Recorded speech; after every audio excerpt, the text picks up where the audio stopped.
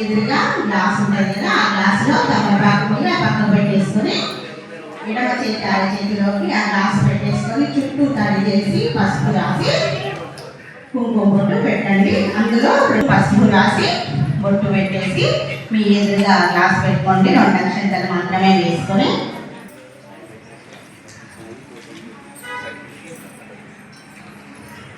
జాగ్రత్తగా నొక్కి పట్టకుండా జాగ్రత్తగా మూతలాగా పెట్టండి.